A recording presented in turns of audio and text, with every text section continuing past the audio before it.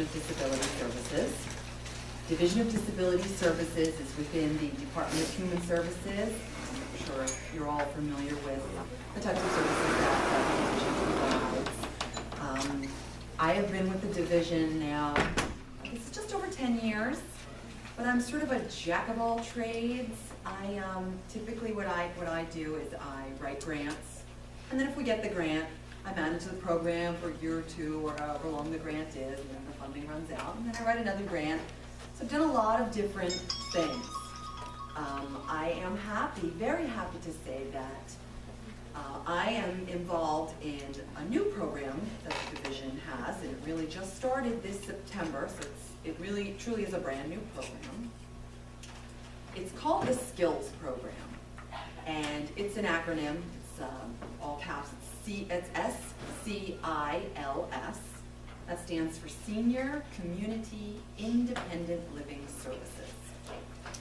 And excuse me if I jump around a little bit or if I talk too fast. This is my first presentation of the program to a large group. I do talk a lot about it on the telephone. That's the first time I'm coming and speaking with folks about it. So if at any time I'm going too fast or you need me to repeat something, please just raise your hand and let me know. So I'm going to talk for a couple minutes about the history of the Skills Program, because although it is a brand new program, it does have some history. I don't know how many years ago, several years ago, maybe 10, maybe longer, the Commission for the Blind and Visually Impaired contracted with several, I would say a handful, maybe 5 or 6, community private organizations in that many counties, in a handful of counties, 5 or 6 counties. And the types of things that the Commission for the Blind wanted these organizations to do in their county were to provide, I don't know what they called it then, but we call it now companion services, and the services are very similar. They had a team of folks. Each agency had staff, and they would send staff to folks' homes and help support them when they were, living at home or with their families. The program then, as it is now, is for seniors, a person who is 55 years or older, who has significant visual impairment, and who is living at home or with their family out in the community. Those are the requirements, like I said, back then, and they are still the requirements today to become a participant in the Skills Program. So a couple of agencies were providing these services, and some were doing a fantastic job. Some were not doing such a great job, but all of them were playing to their strengths, which isn't such a bad thing, but they were all providing very different programs. And they were limited to the county that they were located in. So after some years, the Commission realized this is not really the way we want to provide these services. We want to, first and foremost, open it up so that everybody in New Jersey has access to this program. And we want to make the services uniform for everybody. So that if you're getting this service in this county, you're going to get the same service in this county. So they pulled the contracts from those organizations. And like I said, for the ones that were doing such a fantastic job, it was a shame because they were doing some good work. But it was time for change. So the Commission thought about it, and they realized as a vocational organization, they weren't really equipped, they didn't really have the infrastructure to provide this program themselves. And we have a very strong relationship with the Division of Disability Services with the Commission for the Blind. They're our sister agency. We work together on many projects over many years. And they realized that we do have the infrastructure. We already have some programs that are run very similarly. The Personal Assistance Services Program, or PASP, the Personal Preference Program, or PPPP. There's another program, it's called SPP, but I don't even remember what it stands for. So we have experience with this model program. So we joined together, we partnered. It took a year for us to finally build the program the way everybody was satisfied with it. And as I mentioned before, we opened enrollment in September. The first couple weeks of September, I did spend calling and trying to reach out to the previous clients of the skills program, because they were really the priorities, since they had been receiving some services and then were cut off. We did try to reach out to them first. I have since opened enrollment to the general public, and now I'm trying to get out to the different counties and get the word out there that this program is available. So that sort of talks about the history of the program, and it brings us up to where we are right now. The program itself, as I mentioned, it's for seniors of significant visual impairment. When I say that, I mean that a person must meet the Commission for the Blind's eligibility criteria to be enrolled in the program. I don't remember exactly what it is, because I'm not an employee of the Commission for the Blind. I'm not, a vision expert. I believe it's visual acuity of 20/70 in the worst eye, but I can certainly get that exact information to you. But if you're familiar at all with the commission, if you meet their eligibility criteria, then you're automatically eligible for the skills program. The way we determine eligibility is that if you're already a client of the commission, or if you have been a client of the commission and you're a senior, you are automatically eligible. If you've never received the commission services, then we request a copy of the most recent eye exam to be faxed over to me. Then I can usually find out within 48 hours, determine eligibility for you based on that. Like I said, I'm a little bit all over the place, and I apologize for that. I should talk a little bit about the types of services that you can receive under the skills program. As I mentioned, it's a companion services model program. And how it works is a participant, who is the senior, who's living in the community, would identify a companion. It is the responsibility of the participant to find someone to provide the services for them. And it seems a little funny, because it is very different from previous models, but it is done that way so that, number one, the participant can choose the person that they want to have providing them services. And also, truthfully, it was the easiest, fastest way for us to be able to pay the companion, because that's what the division will do. So you as a participant identify a companion, and they agree to provide services, you agree to a schedule, however it works out. The Division of Disability Services will compensate that person $15 an hour for providing those services. So although you have the responsibility to find that person, it makes it a little bit easier by saying, can you help me out? Oh, and I'll pay you for your services. In essence, it would be like a part-time job for some folks. The types of services that companion can be provided under this program are transportation. A companion can provide transportation to medical appointments, to grocery shopping, assistance with grocery shopping, to the library, to recreational activities. There is a recreational component to the skills program, so it doesn't have to be strictly medical appointments or anything like that. You want to go to the senior center, you want to go to the library, you want to go to a friend's house and visit with them, your companion can be paid to provide that transportation for you and stay with you while you're there. A companion can provide very light housekeeping, such as organizing cabinets, especially for grocery shopping trips, or organizing closets. They can assist with laundry services. They can, they can help read through and sort your mail, sorting through junk mail. They can, if you would like, assist you with paying your bills.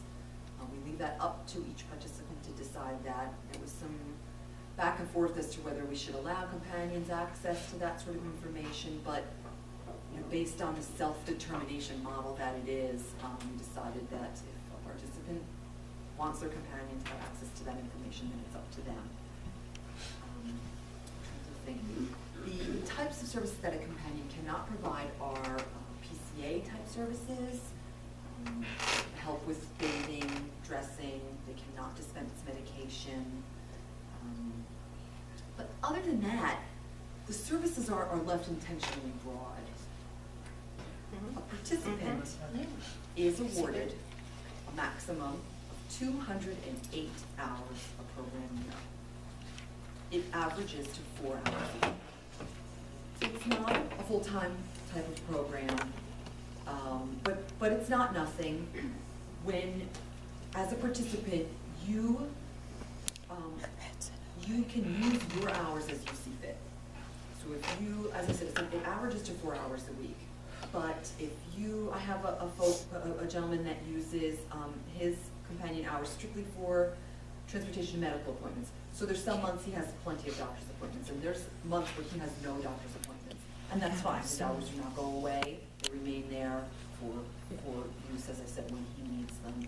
I have folks who have their companions come in set days and times every week, and they stick to the 4 hours each week.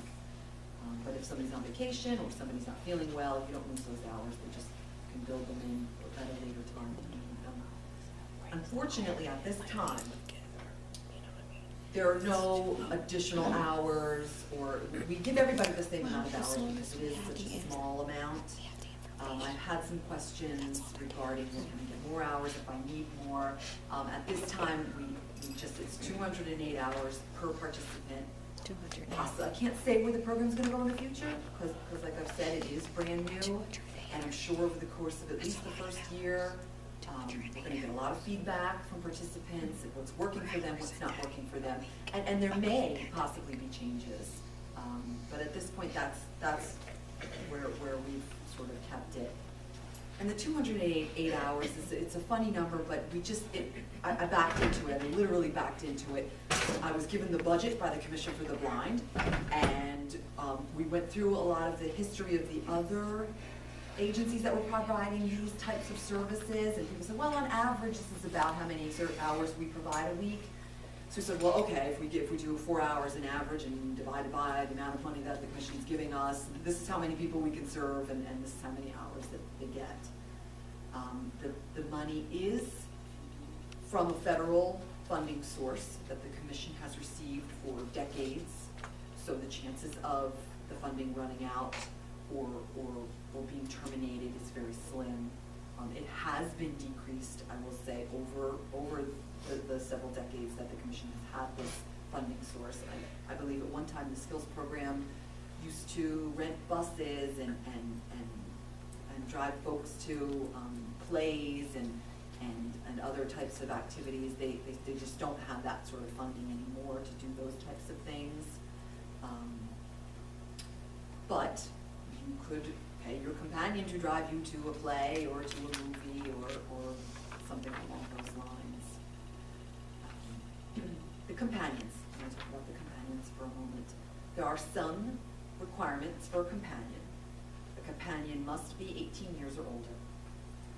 If the companion is going to provide transportation services, then they must have a valid driver's license and access to a vehicle that is inspected and registered and fully insured. A companion must be legally allowed to work in the United States.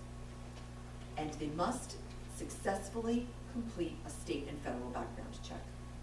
And the Division of Disability Services pays for the background check, so there's no out-of-pocket cost to the companion. This was sort of thrown in at the last minute by the Commission, and I certainly do agree with it on many levels. It's just another layer of safety. Although you would be choosing your companion, and let's say you choose your niece or your neighbor or even your spouse, and you feel you know them very well, and it doesn't matter what infractions they had in the past. The Commission just felt that it was just a way to provide an extra layer of protection for a participant. As I said, the division pays for the background check. We have the forms, and we give the companions all the forms that they need to complete. Once we get the successful results of the companion's background check, we are ready to begin the final phase of enrollment, which is just simply an orientation telephone call, make sure everybody's on the same page. I make sure that the participant and the companion have a schedule that they've worked out, and it's really whatever works best for them. You want somebody to come all day Saturday, you want somebody to come, you know, once a month. It's up to you and your companion to work that schedule out. I think I was gonna say something about companions. You can, as I sort of alluded to, you can choose whomever you want to provide these services as long as they meet the eligibility, you know, the companion eligibility criteria. As I said, you can identify your spouse to be your companion, and they're living with you. There's nothing that says that you can't have a neighbor or spouse, a child. I've had folks I have had somebody put an ad in the paper, and that's how they're trying to locate their companion. A lot of times it's done through word of mouth.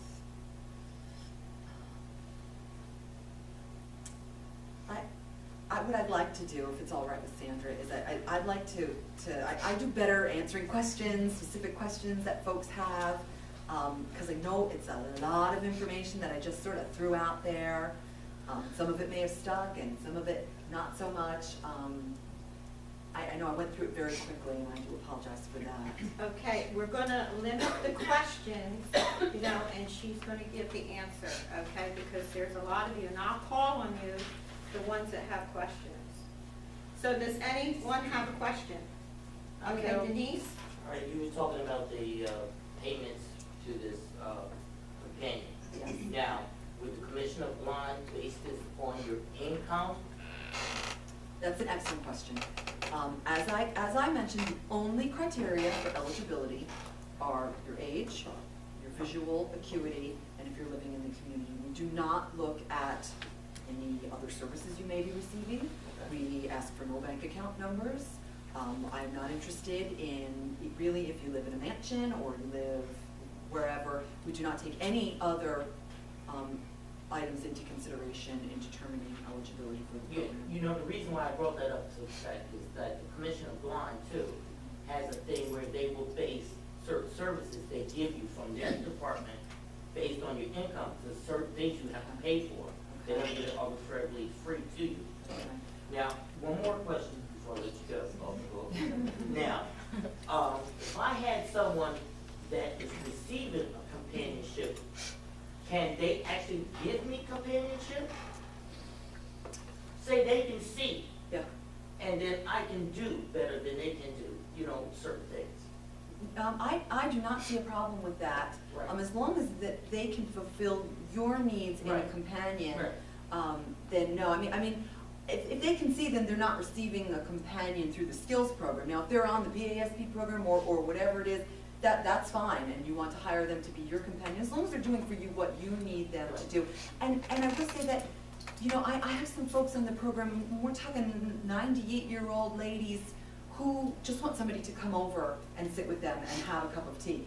And that's perfectly fine under the skills program. Right. Yeah, I just wanted to, I'm sorry, No. to intervene there. I cleared all this with Lisa, and anyone here that is on Global Options, I'm sure some of you are familiar with it. No. And like she said, other programs, okay, that this one is just that little extra for you, you know, with it.